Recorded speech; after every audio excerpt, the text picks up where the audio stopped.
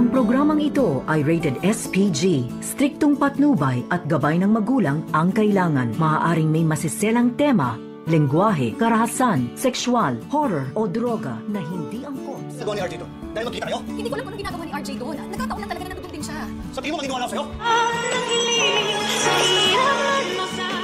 Sinubukan nga magpaliwanag ni Lynette dito kay Carlos Benitez na hindi daw niya alam kung ano ang ginagawa ni RJ roon.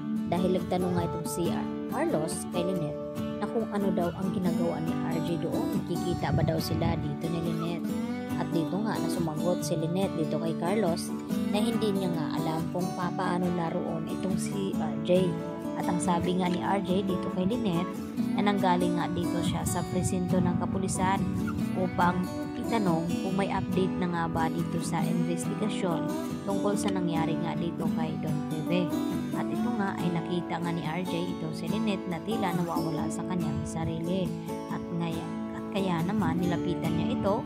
At dito nga dahil sa takot ni Lynette ay napayakap nga siya dito kay RJ. Kaya yun ang nadatnan dito ni Diyosa na naroon nga itong si RJ. At dahil tumawag nga itong si Carlos dito sa cellphone ni Lynette at itong si Diyosa ang nakasagot. At dito nga na ibinigay ni Diyosa ang address kung nasaan sila kaya agad na pumunta roon itong si Carlos at nadatnan niya nga na magkasama itong si na RJ at itong si Lynette at Diyosa.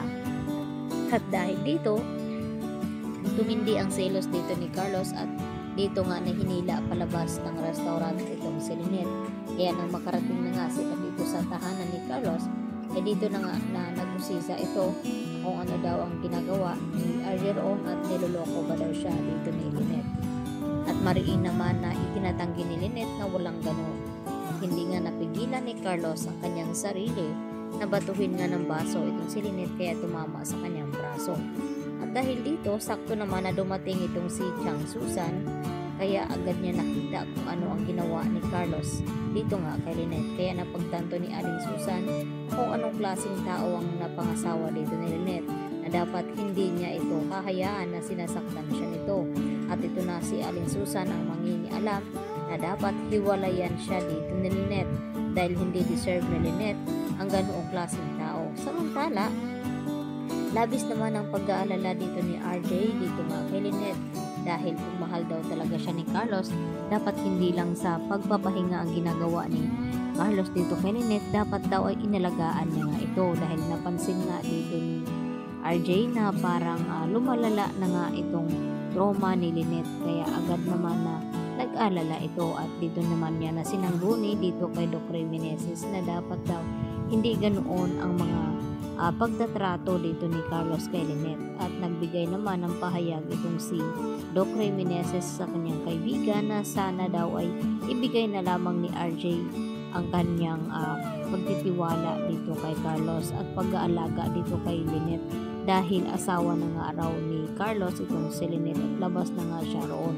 At gagawa naman ng paraan itong si RJ upang matulungan niya nga itong si Lynette na makarecover at makawala nga dito sa pagkatrauma dahil sa nakita nga dito ni Lynette itong si Dax at pakiramdam nito na parang kilala niya nga ang lalaki ito kaya bumabalik sa kanya ang mga nangyari sa kanya noon na nilooban nga sila dito ni Dax.